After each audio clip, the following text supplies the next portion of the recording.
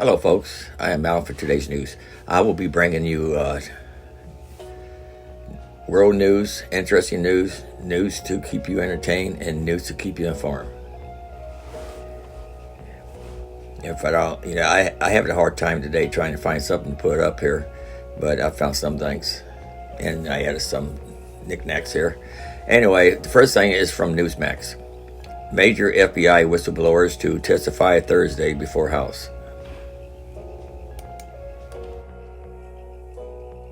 Multiple whistleblowers from within the FBI will testify Thursday against the agency's leadership, describing what they've characterized as abuses of power.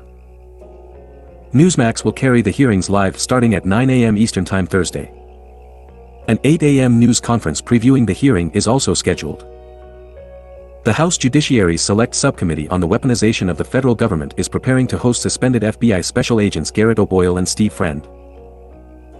Former FBI State Operations Specialist Marcus Allen and Tristan Levitt, president of the pro-whistleblower group Empower Oversight, are also slated to attend the hearing, according to a news release from the Judiciary panel. The hearing, organized by Judiciary Committee Chair Jim Jordan, will reportedly dig into accusations that the FBI has harassed conservatives and inflated domestic terrorism statistics. The hearing plans were first reported Monday by the Daily Mail. In a late development on Wednesday, the FBI moved to revoke the security clearances of 3 agents who either took part in the Capitol breach or later voiced views on it that raised questions about their allegiance to the United States, the New York Times reported. 2 of them are slated to testify on Thursday, Friend and Allen, with the Bureau letter about the stripped clearances to congressional leaders coming just a day ahead of that hearing. The third man named in the letter was Brett Gloss. All 3 have been suspended by the FBI as the Bureau reviews their cases, the Times said. Raising issues.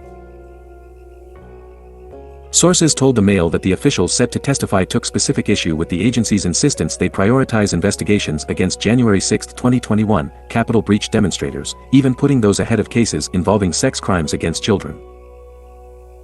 Sources contend that that's just one example of the FBI disregarding standard investigative procedures related to January 6 suspects. Some lawmakers, and even high-profile politicians like former President Donald Trump, have long maintained that the Bureau's pursuit of Capitol riot participants has been reckless and deeply flawed. Recently, Trump went so far as to say he'd consider full pardons for many January 6 participants. "I mean full pardons with an apology to many," he has said. "I will be looking very, very strongly about pardons, full pardons."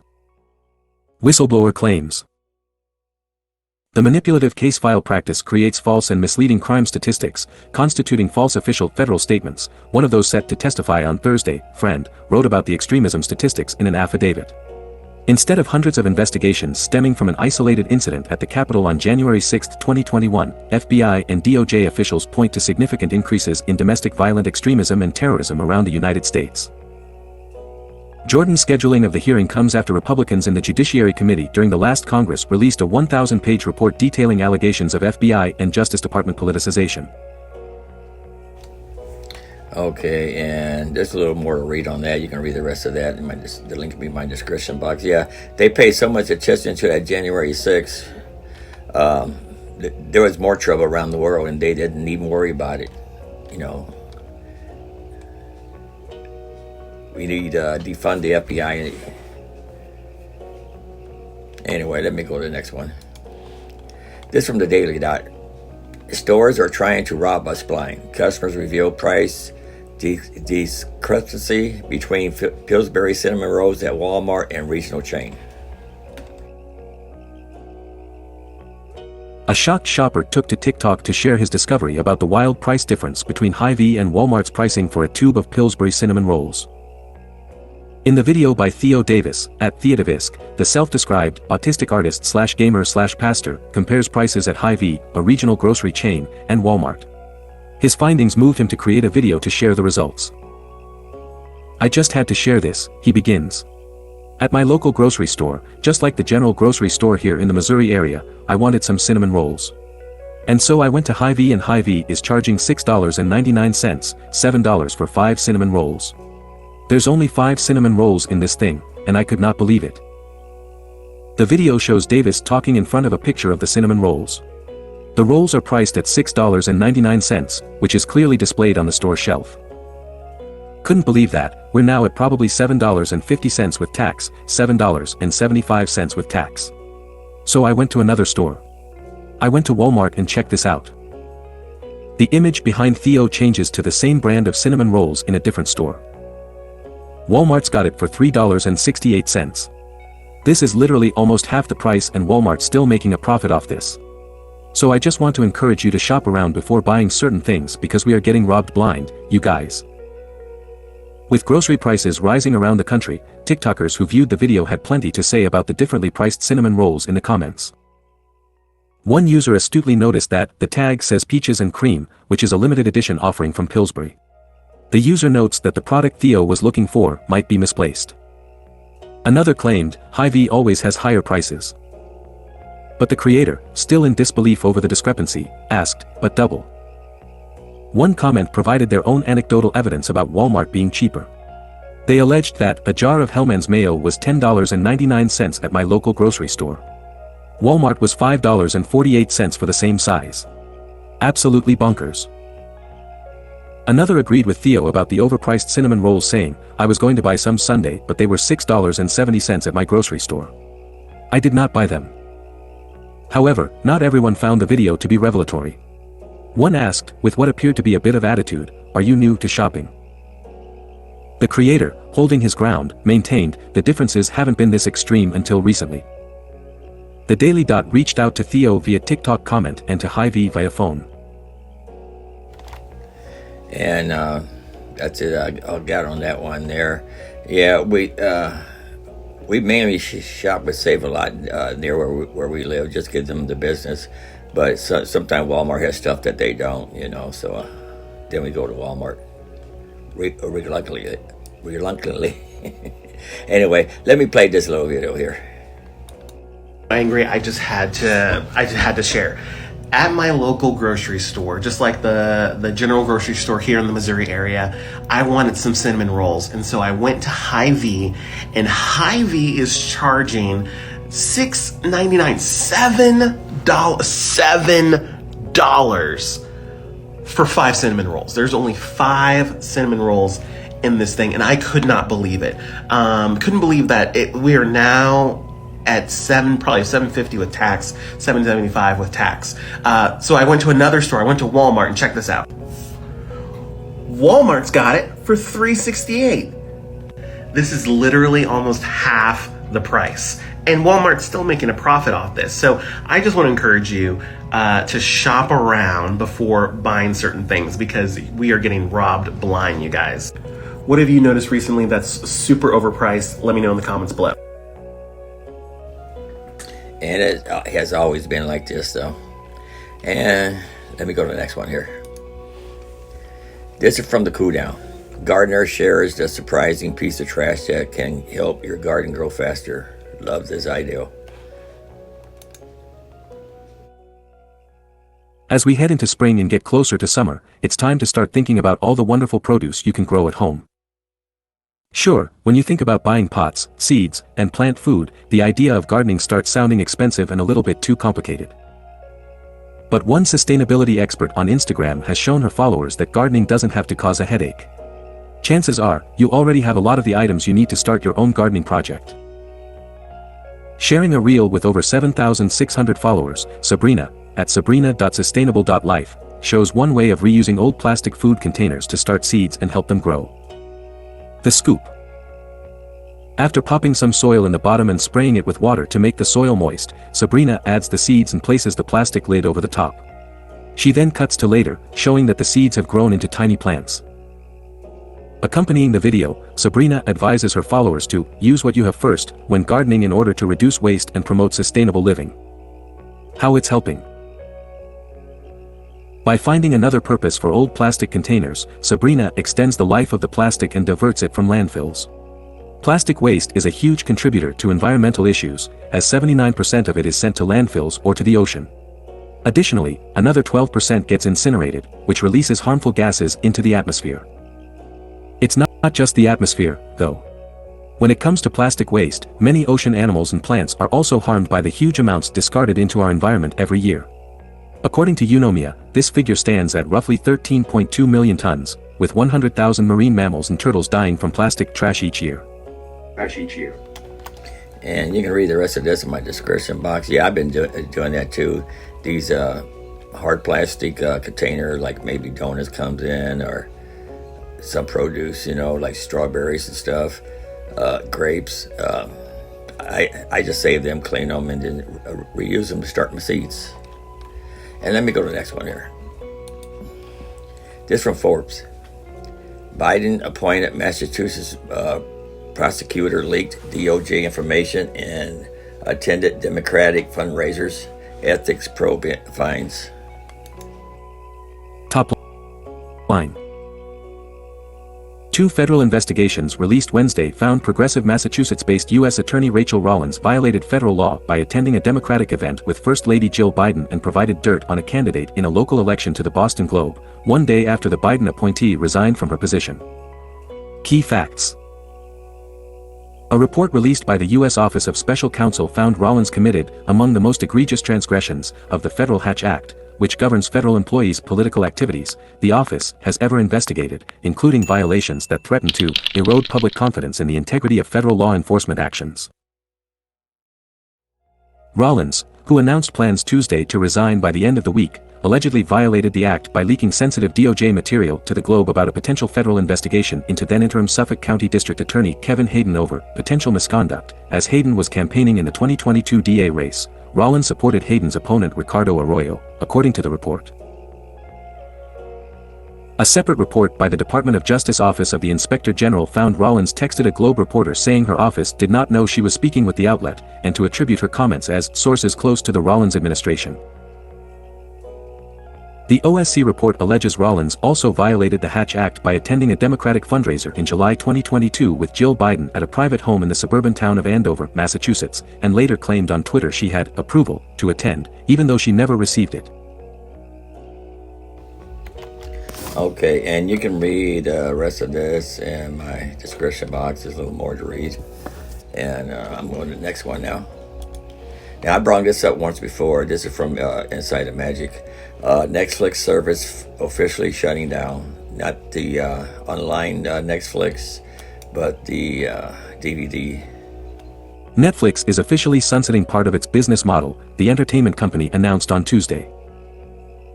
Starting as a DVD rental service in 1998, Netflix became an early streaming titan.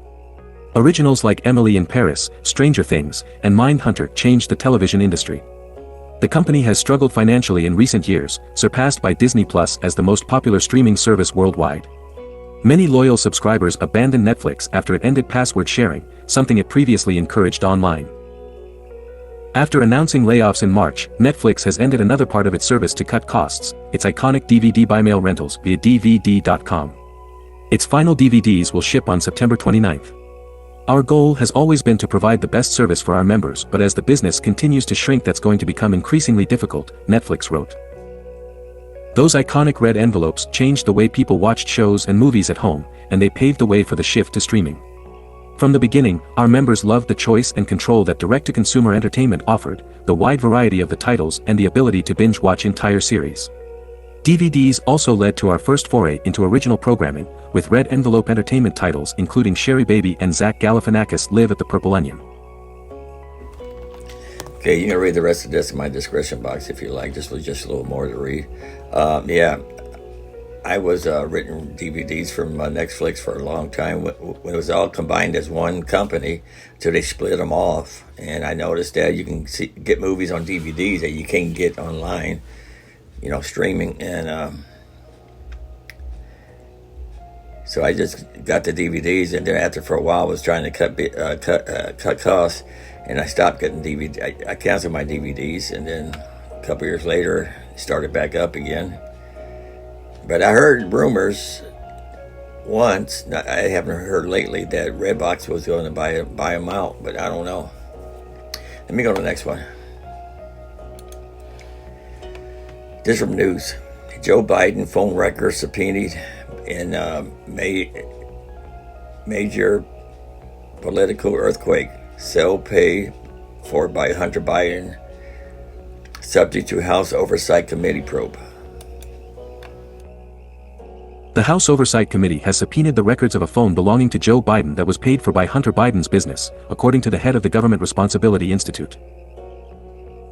Peter Schweitzer, who keeps a keen eye on political corruption, stated on Tuesday in an interview that the records were found on Hunter Biden's laptop computer. The phone had in question been used between 2009 to 2017 when the current commander-in-chief was still vice president.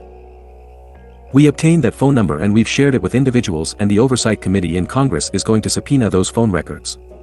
And what's important here is that's not a government phone. This is not Joe Biden's private phone that he's paying for himself. It's actually Hunter Biden's business that paid for it, Schweitzer said. He continued, I think it's going to yield a lot of interesting information as to who Joe Biden was talking to on this phone that was being paid for by his son.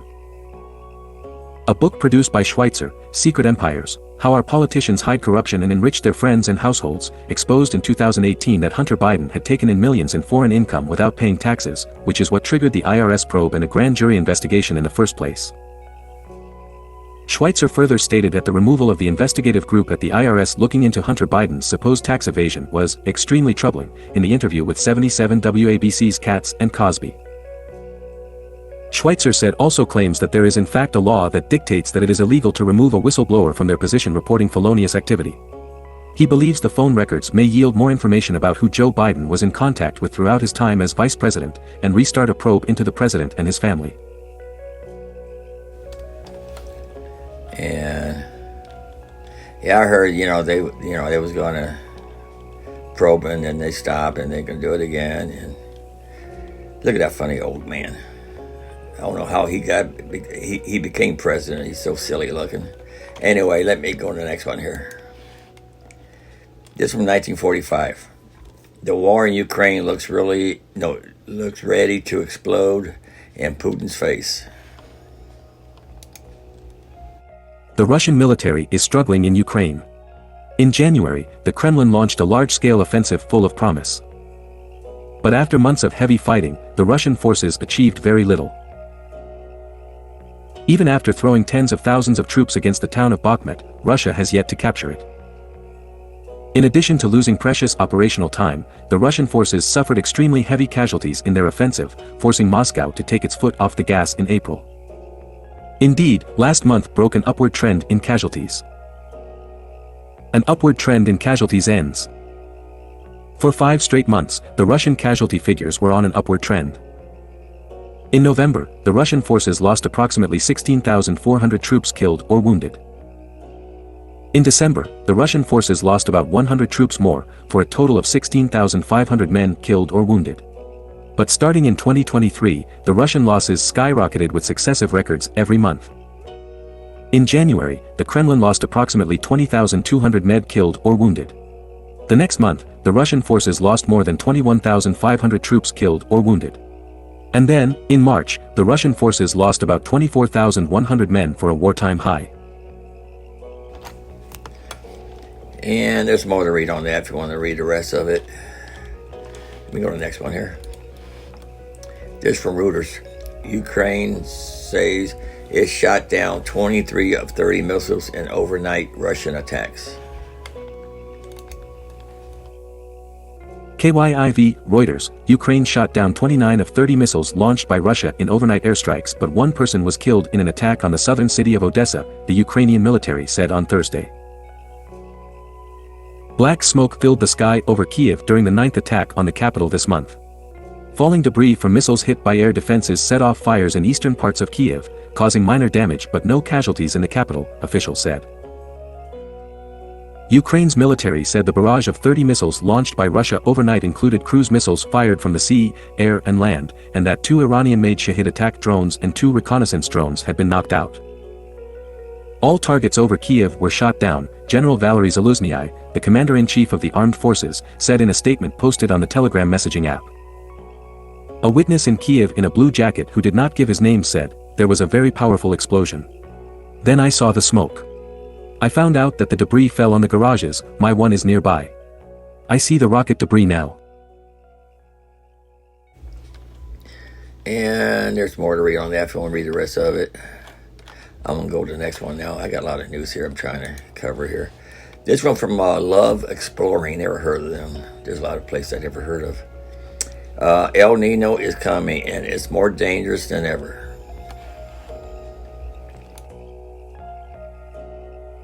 El Nino is imminent. A major ocean warming event known as El Nino is about to hit, and it won't be pretty. Expected to cause widespread damage to our ecosystems and global weather patterns, El Nino, ironically meaning the little boy in Spanish, will force changes to currents in the Pacific Ocean. While this heating event has been forecast for some time, on May 11 the National Atmospheric and Oceanic Administration, NOAA, predicted it's on its way, a 90% chance to hit before July, and will persist into 2024. This image shows the varying sea surface temperatures across the globe.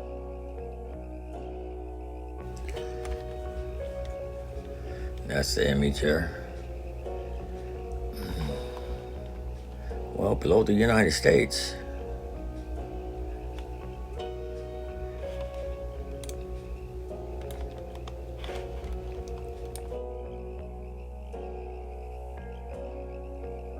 El Nino is imminent. Trade winds in the Pacific weaken during El Nino, while in the event of La Nina, meaning the little girl, they are unusually strong due to its cooling effect. Together, these events can trigger extreme weather such as the record-breaking Cyclone Freddy, which wreaked havoc across parts of Africa including Malawi, pictured, in February and March. For Canada and the northern US, the imminent El Nino event can lead to warmer weather, while southern US and northern Mexico will experience heavy rainfall, resulting in landslides and flooding. In eastern Australia, El Nino raises the risk of drought, bushfires and heat waves in what is already expected to be a drier winter and spring than usual.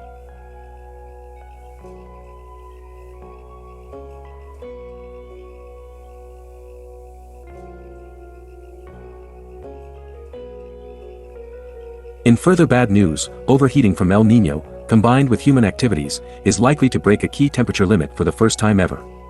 According to experts, there's a 66% chance the planet will pass the 2.7 degrees Fahrenheit 1.5 degrees Celsius global warming threshold before 2027. For context, if we exceeded the 2.7 degrees Fahrenheit every year for a decade, we'd see far greater impacts of warming such as longer heat waves and extreme weather resulting in intense storms and wildfires. Read on as we look back at the most destructive. A terrifying tornado tore through Moore, Oklahoma in May 2013. The town experienced 3 days of extreme weather before the twister spun for around 20 minutes, destroying 300 homes and killing at least 24 people, including 9 children. The powerful twister completely devastated the area and left a 14-mile (22.5 kilometers) path of destruction in its wake plus $2 billion in damages.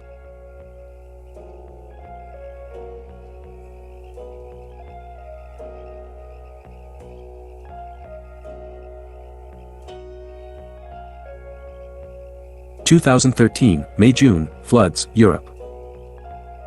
Heavy rainfall caused huge quantities of flooding across Central Europe between May and June 2013, affecting Hungary, Germany, the Czech Republic and Austria, among others. Rising waters from swollen rivers invaded buildings and streets across the region and more than 45,000 people were forced to evacuate. The floods caused billions of euros of damage. Yeah, Italy right now is having, had floods. And anyway, this is 5 of 41, and if you want to read the rest of it, you just click the link down at the bottom. Title, El Nino is coming, and then you got these little arrows here. You just switch over and read the rest. And I'm going to go to the next one. This from Ukrainska Pravda. Russia stated that its Kinzhal destroyed 5 Patriot missile system launchers with one attack. The Russian Defense Ministry claims that 5 launchers of the American Patriot air defense system were completely destroyed by a hypersonic Kinzhal strike on May 16 in Kiev. Source: Russia's Ministry of Defense on Telegram.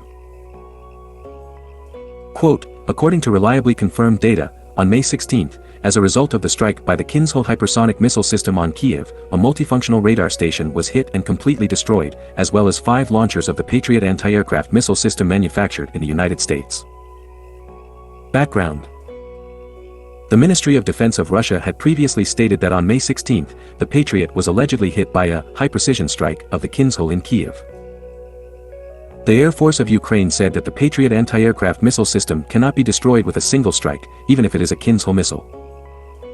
The armed forces added that, on the contrary, it was the Patriots that shot down 6 Kinzhal missiles near Kiev on May 16. At the same time, the American TV channel CNN learned that the Patriot air defense system near Kiev did suffer damage, but it was minimal. The U.S. stressed that the air defense system is in operating condition. Okay, and that's all I got on that one there. I'll go to my next one here now. This from Politico. Democrats race to avoid a Biden embarrassment in New Hampshire. Nashua, New Hampshire. Top Democrats are scrambling for ways to avoid a catastrophe in New Hampshire in which Joe Biden may not appear on the primary ballot, ceding the first unofficial contest of 2024 to a fringe candidate. The bizarre predicament is one of the president's own making, after he pushed for changes to the party's presidential nominating calendar that stripped the Granite State of its first-in-the-nation primary. The move was designed to reward South Carolina, which catapulted Biden to the nomination in 2020. But there's a state law requiring New Hampshire's contest be held a week before any others, and Republicans in charge of the governor's office and state legislature are refusing to touch it. If they don't, a primary may well be held without the sitting president putting his name on the ballot. Now, national Democrats are searching for an off-ramp. With a June deadline looming for New Hampshire to make progress on changing its law or get kicked out of the official early voting lineup, Democratic National Committee members are privately considering giving the state more time. If there's any opportunity for this to get resolved by New Hampshire having more time, all of us will say, give New Hampshire more time, said Labor leader Randy Weingarten, who sits on the DNC committee that approved the changes to the nominating calendar. Some have also floated the possibility of putting together a party-run primary to get around its state law. In states where state legislatures have refused to comply with the party rules, the state parties have run primaries that are conducted by the party, said James Roosevelt, Jr., co-chair of the DNC's Rules and Bylaws Committee, adding that New Hampshire Democrats are aware that that is an alternative. But New Hampshire Democrats, furious that national party leaders appended their prized primary, don't seem to care what the DNC has to offer. They insist they're going first, whether Biden's on the ballot or not. Okay, and there's more to read on that if you want to read the rest of it. I'm going to my next one now. This from Marcus Insider. The federal government's bank account just saw a sharp drop in cash as the default deadline looms. The federal government's bank account just saw a sharp drop in cash as the default deadline looms. The Treasury General account had $87.4 billion on Monday, down from $140 billion on Friday. Treasury Secretary Janet Yellen reaffirmed this week that the government could run out of money as soon as June 1st. Full screen. The Treasury Department's bank account at the Federal Reserve saw a sharp drop in cash earlier this week as lawmakers continue to negotiate over lifting the debt ceiling. The Treasury General account had $87.4 billion on Monday, down from $140 billion on Friday, according to the latest update. That brings the cash balance to the lowest level since April 12, before tax payments to the IRS began filling up the Treasury's coffers. The cash decline is also the biggest since March 1st. The Treasury General account is used to pay for debt service on government bonds, preventing the U.S. from defaulting, among the myriad other outlays like federal employee salaries. While the government's bank account will see more tax payments come in starting on June 15, the sudden drawdown raises the risk that the Treasury Department may not have enough to last that long, setting up a potential default. On Monday, Treasury Secretary Janet Yellen reaffirmed her warning that the government could run out of money as soon as June 1st. Meanwhile, lawmakers are continuing to negotiate over raising the debt ceiling, with some signs that Republicans in Congress and President Joe Biden are making progress. On Tuesday, House Speaker Kevin McCarthy said it's possible to reach a debt deal by the end of the week. And on Wednesday, he told CNBC that, now we have a structure to find a way to come to a conclusion. I think at the end of the day we do not have a debt default. I think we finally got the president to agree to negotiate. For his part, Biden said he will cut short an overseas trip and return to Washington, D.C. on Sunday in a sign that talks are heating up. Okay, yeah, he's overseas there enjoying himself. Well, this country's falling apart. Not a very good president. Let me go to the next one. Okay, this is from Business Insider. A Russian lawmaker wants to boost Russia's army by using large and aggressive stray dogs as military assets.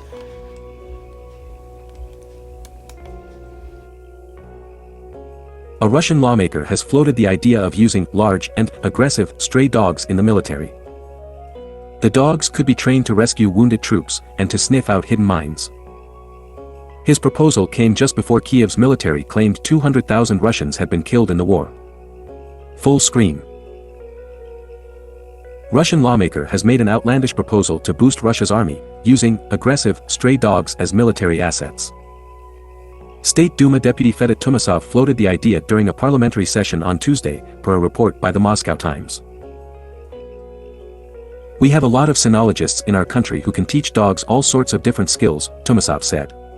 "Sinology is the study of dog behavior." He added, "Sinologists can train large and aggressive dogs and send them to the Special Military Operations Zone to help rescue wounded people and take part in mine clearance."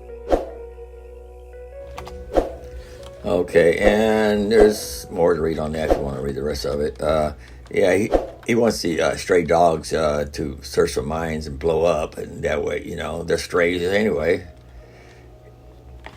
And they don't have no feelings for nothing. Okay, this is from 1945. The Hunter Biden laptop letter scandal just blew up. In what has become a fabulous bit of political branding by the Republican Party, the 51 former intelligence operatives who signed a letter arguing that Hunter Biden's laptop scandal, which risked derailing Joe Biden's 2020 presidential bid, was Russian disinformation, are being called the spies who lie. As they say in the Russian fairy tale, Cinderella, if the shoe fits.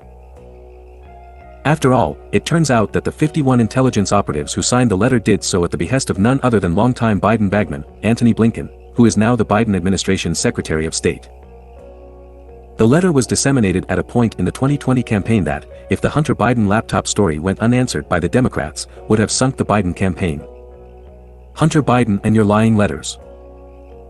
Indeed, polling after the 2020 election indicated that had the American voters known the extent of the scandalous materials found on Hunter Biden's laptop, they would have voted for Donald Trump. The Biden campaign knew this, as did the 51 allies of the Democratic Party who just so happened to be former intelligence professionals. That was why they crafted the letter of lies and signed it, to give Joe Biden's ailing 2020 campaign cover from Trump's vicious attacks on the matter. The U.S. intelligence community, IC, with the exception of organizations like the FBI, is barred from operating on American soil. The powerful tools that the IC has at its disposal are forbidden from being used against the American people, especially during an election year. Further, these rules extend to former intelligence officials as much as they do active intelligence officers. These standards exist to protect what is supposed to be the nonpartisan IC from politicization as much as they are designed to protect our democracy from an unelected, shadowy bureaucracy that can wield immense, unchecked power over our lives. Ironically, the 51 individuals who used their credentials to help to shield Joe Biden's campaign in 2020 were doing so in the name of our democracy. Yet, in the name of our democracy, they essentially violated basic democratic norms, and the tenets of their profession, to ensure that the will of the American voter could be subverted and manipulated in wholly undemocratic ways. The Donald Trump apocalypse. As an aside, far from being Russian disinformation, as the letter claimed, it turned out that the letter itself was Democratic Party disinformation meant to obscure the truthful reportage on Hunter Biden's laptop from hell. The kingpin of the, now former, supposed intellectual dark web, author Sam Harris summed up the mentality of the left and, obviously, a chunk of the IC as it related to Joe Biden's campaign against Donald Trump in 2020. They wouldn't have cared if Hunter Biden had corpses of dead children in his basement. According to the mentality of those who concocted the letter falsely claiming that the Hunter Biden laptop story was nothing more than Russian disinformation, they were content to preside over a left-wing conspiracy to prevent a political rival from being fairly elected. That's because Trump represented something obviously different in their view. As Harris infamously said, Trump was the equivalent of a planet-killing asteroid speeding toward Earth. At the risk of maundering, I suppose in Harris's view, the Democrats were like the ragtag group of oil drillers in the 1998 film Armageddon, being sent against all the odds to the asteroid surface to drill a hole there, plant a nuke, and blow the asteroid up from the inside before it could hit Earth. Of course, this is an imperfect analogy because the Democrats hate fossil fuels and loathe blue-collar types with a passion. Maybe these types of men remind them of their fathers or the kids who used to bully them at lunchtime when they were children. Still, these were the apocalyptic terms in which the left viewed President Trump. And there's more to read on that. If you want to read the rest of it, I got a couple more here to go. This from Disney Tips. Cheers and Disney's toothless star Kirstie Alley dies at 71. The family of Cheers star Kirstie Alley has reported that she died following a brief battle with cancer on Monday, December 4, 2022, at the age of 71. Most fans will remember Alley for her lead roles in the sitcom Cheers, as well as Drop Dead Gorgeous, 1999. However, the Los Angeles actress also held a close relationship with the Walt Disney Company and the Walt Disney Studios. For example, Alley played the starring role of Catherine Lewis in the Disney film Toothless, 1997. The film follows a departed dentist turned guardian angel of sorts who battles in limbo to prove herself worthy of a spot in heaven, then decides to use this experience to help others after learning to believe in true love. And there's more to read on that if you want to read more on it. I only remember her from Cheers, the show Cheers. And my last one's coming up here. This is from Disney Dining. Actress Cindy Williams of Laverne and Shirley dies at 75. Actress Cindy Williams, best known for her role as Shirley in the hit ABC television show Laverne and Shirley, has died in Los Angeles.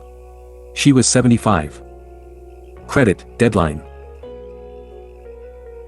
The beloved actress was known for her bright smile and funny antics on the Happy Days spin-off series Laverne and Shirley, which ran from January 27, 1976, to May 10, 1983, on the Disney-owned ABC network. The popular sitcom starred Williams alongside Penny Marshall, who played Shirley Feeney, and Laverne DeFazio, roommates and best friends who worked as bottle cappers at the fictitious Schatz Brewery in the late 1950s in Milwaukee.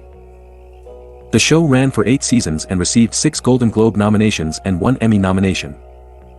Credit: Disney/ABC. But before her claim to fame as Shirley Feeney, Williams appeared in the George Lucas smash American Graffiti and The Conversation by Francis Ford Coppola. According to The Hollywood Reporter, Williams didn't want the role for which she was cast in American Graffiti. She had her heart set on a different role. But after a phone call from Coppola himself, Williams said she changed her mind. Okay, and you can read the rest of this in my description box if you like. There she is on American Graffiti. I like that show too, and Laverne and Shirley. I watched both. And that's all I got for you. I hope I gave you good enough news for today. And remember, I'm Alan for today's news. I'll be reading about world news, interesting news to keep you entertained, and news to keep you informed. And don't forget to like, subscribe, at least come back once in a while. And until next time.